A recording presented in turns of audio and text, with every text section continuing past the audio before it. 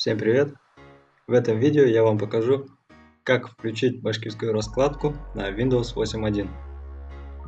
Итак, поехали! Как видим, в языковой панели у нас два языка, русский и английский. Нажимаем на настройки языка.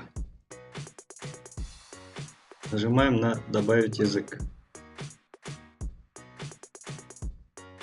В списке находим башкирский. Нажимаем добавить. Мы добавили башкирскую раскладку. Сейчас будем тестировать. Открываем Word. Башкирские буквы будут вместо цифр.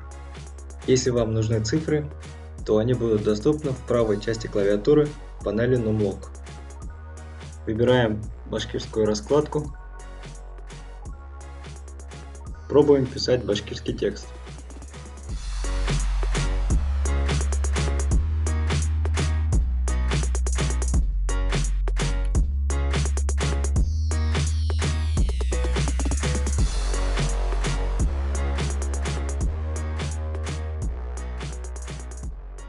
Итак, у нас получилось.